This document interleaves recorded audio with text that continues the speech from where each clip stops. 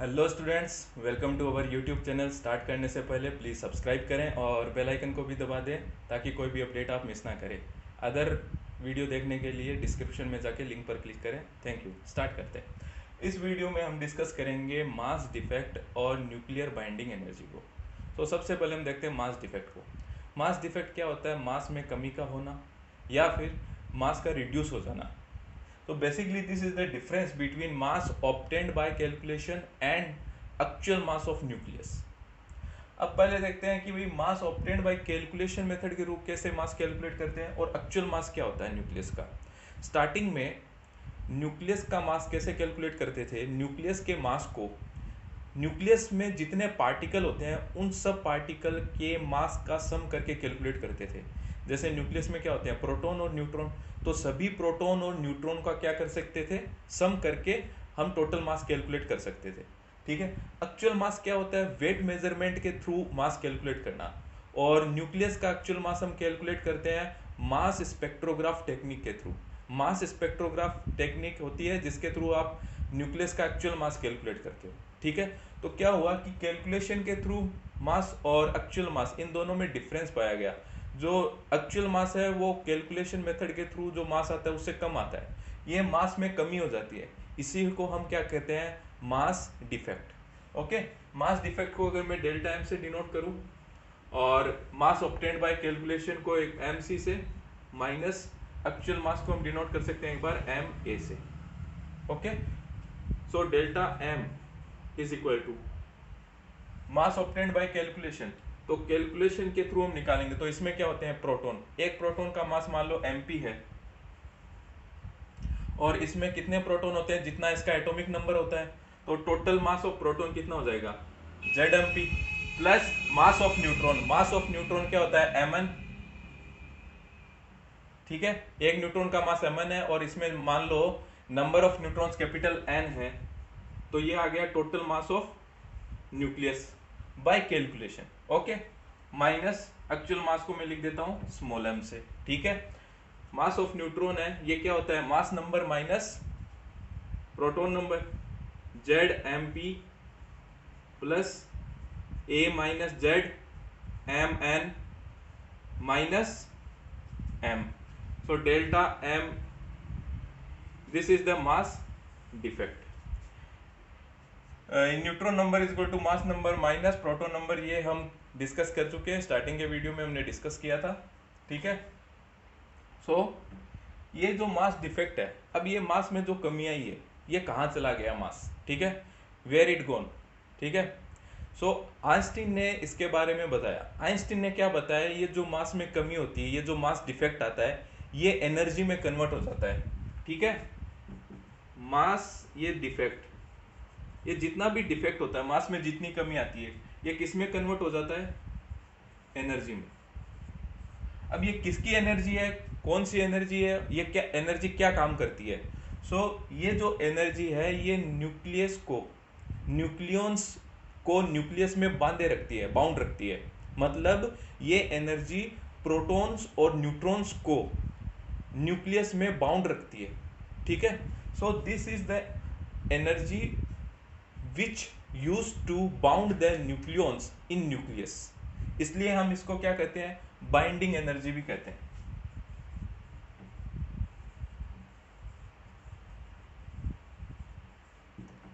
ठीक है। क्यों? क्योंकि ये बाउंड रखती है सभी न्यूक्लियंस को न्यूक्लियस में। ठीक है। एक तरीके से हम ऐसा भी कह सकते हैं, अगर हम इतनी ही एनर्जी, बाइंडिंग एनर्जी, अगर हम वापस न्यूक्लियस को दें तो क्या होगा? न्यूक्लियंस रिलीज हो जाएंगे। एक डेफिनेशन हम ये भी कह सकते हैं क्या कि the binding energy is the amount to release the nucleons while it giving to the nucleus. Binding energy की definition, the binding energy is the amount of energy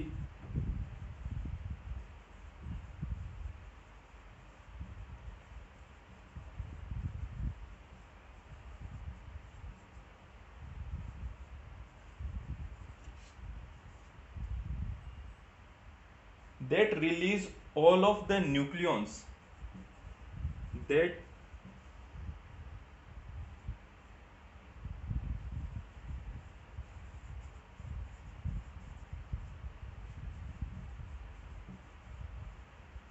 while it giving to the nucleus। भाई ये क्या है, binding energy जो nucleons को nucleus में बांधे रखती है, बाउंड रखती है, ठीक है। तो इसका मतलब ये होगा अगर हम इतनी एनर्जी अगर न्यूक्लियस को वापस दे दें तो न्यूक्लियंस क्या हो जाएंगे, सारे रिलीज हो जाएंगे, ठीक है। सो बाइंडिंग एनर्जी को हम डिनोट करते हैं ईबी से, ठीक है, EB. Now the binding energy per nucleon, यानी जितने भी न्यूक्लियंस है, जितने भी प्रोटॉन है, जितने भी न्यूट्रॉन है, एक प्रोटॉन या एक न्यूट्रॉन के इक्वल कितनी एनर्जी है, इसे हम कहते हैं बाइंडिंग एनर्जी पर न्यूक्लियन। एक न्यूक्लियन के लिए कितनी बाइंडिंग एनर्जी होगी, ठीक है। So binding energy per nucleon is binding energy per nucleon is delta E upon A, क्योंकि टोटल नंबर ऑफ न्यूक्लियंस कितने होते हैं, जितना उसका मास नंबर होता है, तो मास नंबर ए से डिवाइड कर देंगे तो पर न्यूक्लियन बाइंडिंग एनर्जी हमें मिल जाएगी, ठीक है, डेल्टा ई बी। ओके, सो अब बाइंडिंग एनर्जी या ये जो मास डिफेक्ट हमने स्टडी किया है, ठीक है, मास डिफेक्ट को हम एक एग्जांपल से समझते हैं, ठीक है, हीलियम के एग्जांपल से। हीलियम में 2 प्रोटॉन होते हैं और 2 न्यूट्रॉन होते हैं, ठीक है, 2 प्रोटॉन्स एंड 2 न्यूट्रॉन्स, ठीक है। और जो हीलियम है उसका जो एक्चुअल मास होता है, एक्चुअल मास होता है इसका, एएमयू में लिखेंगे, ठीक है ना, इसको एएमयू में इसका एक्चुअल मास होता है 4.0026, एक्चुअल मास होता है इसका 4.002603 AMU. Okay, so this is the actual mass. अब हम क्या करेंगे, हीलियम का मास बाय कैलकुलेशन मेथड के थ्रू इसको कैलकुलेट करेंगे, ठीक है।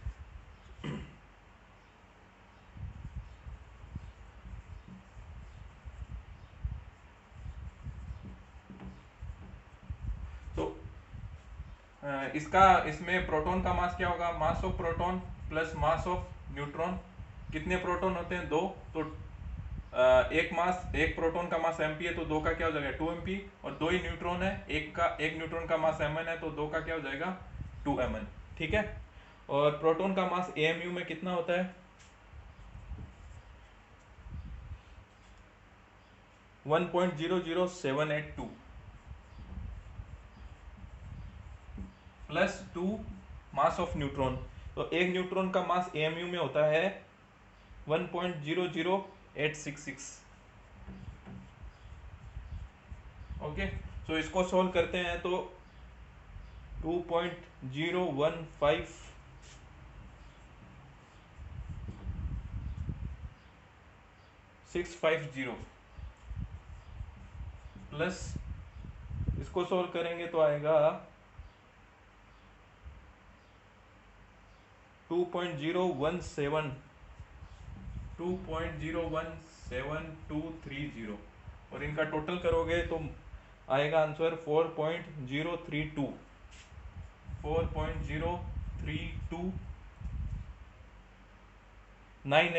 AMU, 980 AMU।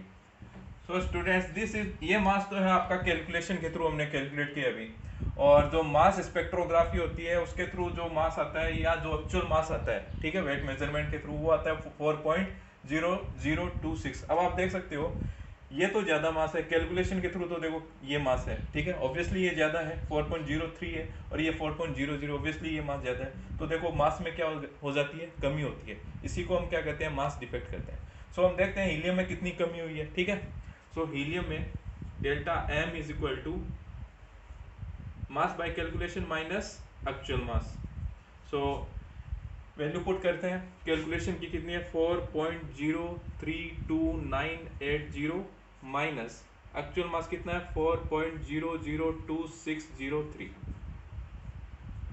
तो इसको सोल्व करेंगे तो आंसर आएगा 0.03077 AMU डेल्टा एम। सो इतनी कमी हुई है, ये डेल्टा एम, ठीक है।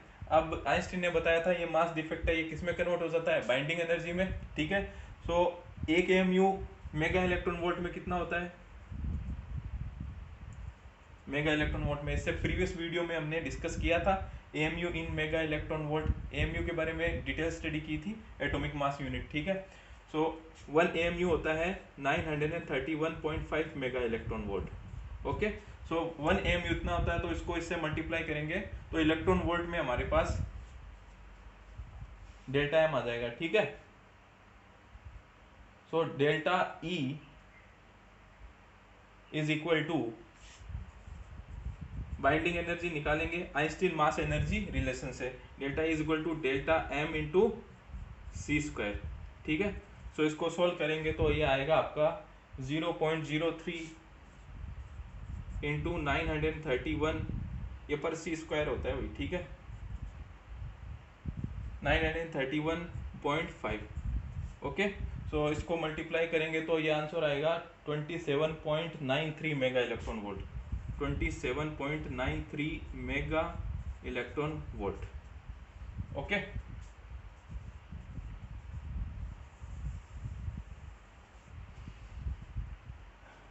सो ये बाइंडिंग एनर्जी आ गई है, ठीक है, 27.93 मेगा इलेक्ट्रॉन वोल्ट।